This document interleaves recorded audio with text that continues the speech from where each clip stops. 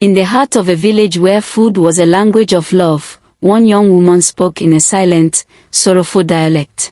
While Umoji thrived on the sizzle of spice stews and the warmth of shared meals, Adama consumed only raw, simple foods, a quiet rebellion that mystified everyone. Her solitary plate was a question mark against their vibrant traditions, a puzzle that bred whispers of rejection. But the truth she carried, hidden in the plainness of her fruit, was a story of loss so profound it would soon leave the entire village in a reverent, humbled silence.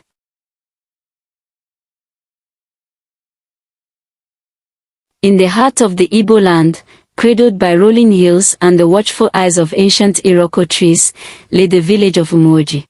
Here, life was a tapestry woven with vibrant threads of community, where the rhythm of the mortar and pestle was a daily drumbeat and the air was a permanent, fragrant tapestry. It hummed with the sharp scent of uziza leaves, the rich, earthy aroma of boiling beans, and the irresistible sizzle of suya, spiced meat roasting over open flames. Food was more than sustenance, it was language, history, and love, cooked into existence over firewood and shared from communal bowls. Yet, in the center of this symphony of scents and sounds moved a quiet note of contrast, Adama. Daughter of the late Mbik, the finest cook in 3 villages, Adama carried herself with a grace that seemed to soften the edges of the bustling world around her. But her grace was shadowed by a mystery that had become the village's favorite puzzle. While others flocked to the evening hearths, drawn by the golden glow of palm oil stews and the soft, doughy embrace of pounded yam, Adama would retreat.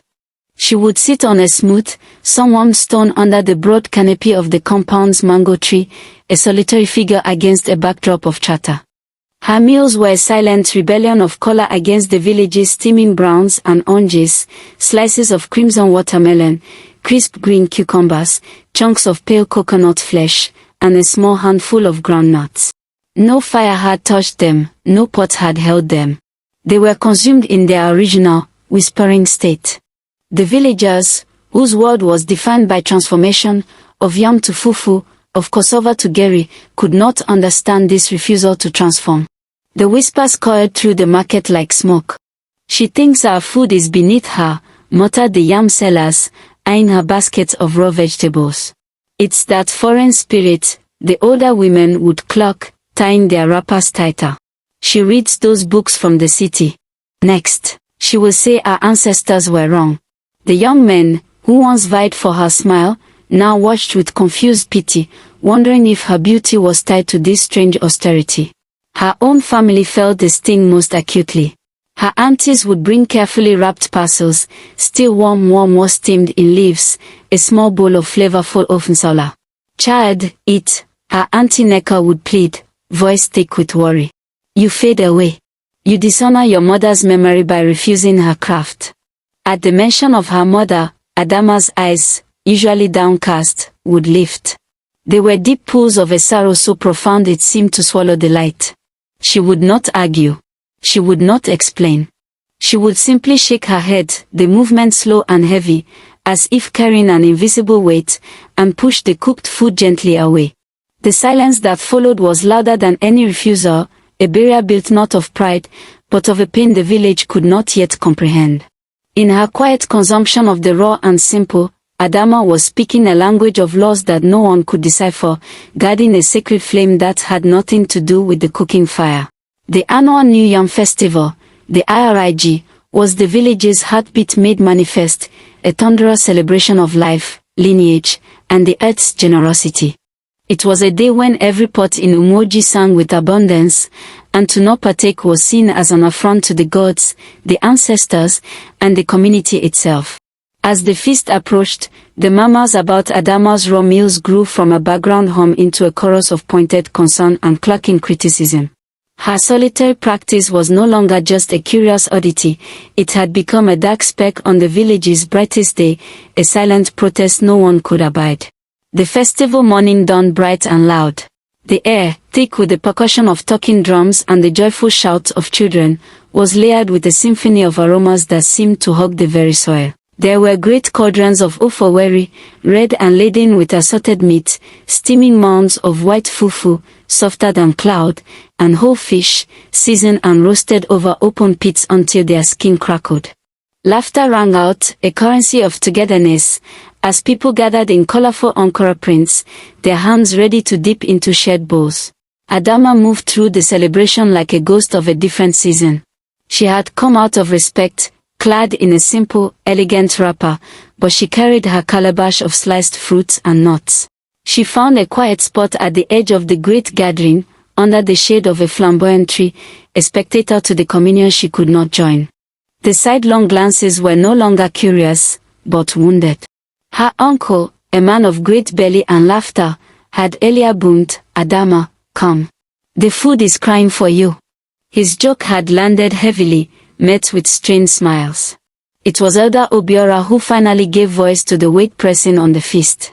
He was a man whose wisdom was etched into the lines of his face, and his voice, when he chose to use it, commanded a deep silence. He rose, not with ceremony, but with a grave tenderness.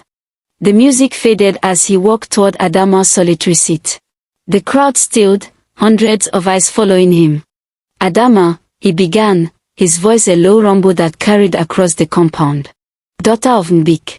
Today, we give thanks for what binds us, this earth, these ancestors, this food that carries their spirit from the fire to our bellies." He paused, his kind eyes resting on her untouched calabash. "We see you separate yourself.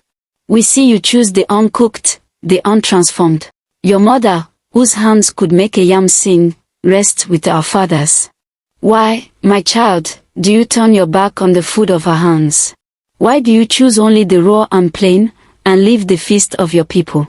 A profound silence swallowed the village. Even the goats seemed to cease their bleating. It was a question that had hovered for months, now planted firmly in the center of their most sacred celebration. All breath was held. Adama looked from Elder Obiora's concerned face to the sea of villagers, their expressions a mix of judgment, pity, and confusion. Slowly, she stood. When she spoke, her voice was barely a whisper, yet in the absolute quiet, each word was as clear and fragile as a bell tolling across still water. "The last time I tasted the wonderful, cooked food of our home," she began, a single tear tracing a path down her cheek, "was the day before the fever took my mother. She had made ofe onogbu, the bitter leaf soup. She knew it was my favorite. Her hands stirred the pot. She smiled and said, 'This one, I made just for your stubborn spirit.'" Adama's voice broke, but she pressed on, her gaze fixed on a memory only she could see. "That taste, that sacred, perfect taste, it was her final gift to me. It was the last act of her love. To eat cooked food now, from any other hand, feels like letting that gift go. It feels like saying her unique love is replaceable." She looked around, her eyes finally meeting those of her people. "My simple food is not a rejection of you. It is my chapel. It is a remembrance." The silence that followed Adama's confession was not merely an absence of sound, it was a living, breathing entity that filled the village square. It was thick with the sudden dissolution of 100 misconceptions, a tangible shift in the very air. The crackle of the roasting pits, the distant call of a bird, these sounds only accentuated the profound stillness that had settled over the people. The spicy, celebratory aromas now seemed to carry a new, poignant note of bittersweet memory. Elder Obiora was the first to move. He did not speak. Instead, he stepped forward, his weathered face a map of empathy. He placed a gentle, age-spotted hand on Adama's head, a paternal blessing of pure understanding. Then, slowly, he turned to face the gathered families. His eyes, glistening, swept over the crowd, and in that look, he communicated what words could not, a command to dismantle their judgment and truly see. And they did. In that crystalline moment, the villagers of Umoji did not see a stubborn girl rejecting their ways. They saw Mbik's daughter, the keeper of a flame. They saw a love so vast and so personal that it had constructed its own sacred altar, built not of wood and stone, but of raw fruit and deliberate abstinence. The aunties who had clucked in disapproval now pressed their hands to their hearts, remembering their own losses. The young men who had whispered about her oddity looked down, chastened by the sheer depth of her devotion. Her raw food was no longer an empty plate, it was a full and overflowing vessel of memory.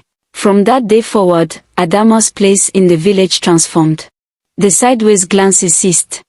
Now, when she passed through the market, women selling spices would offer her not samples of stew, but their finest, most perfect garden eggs or a ripe, sun-warmed mango, nodding to her with a respect that bordered on reverence. During communal feasts, a space was still made for her under the flamboyant tree, and no one again questioned the contents of her calabash. Her practice was enveloped into the village's understanding, a new, quiet thread woven into their social fabric. She was, they understood, observing a ritual more ancient than any festival, the ritual of an unbroken bond. Adama continued her raw meals, a quiet, living monument to a mother's final gift. But the village, in its wisdom, learned a deeper lesson. They had always believed tradition was a great, roaring fire, passed down and tended by the collective. Adama taught them that a tradition could also be a single, carefully guarded ember, carried in the palm of one heart. It was as valid, as sacred, and as powerful. Her private truth had seasoned the entire community's perspective. Years later, it is said, when young villagers faced a loss, some would not just cook the beloved's favorite dish. They might also, following the path Adama had carved, choose a different, personal homage, a kept object, a repeated journey, a silence observed. They had learned from her that remembrance has no single recipe.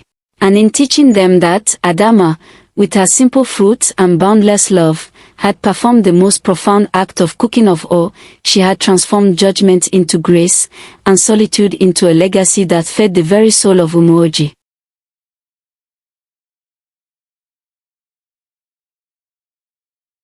Don't forget to like, comment, share and subscribe for more teachable and inspiring folktales, Beefy.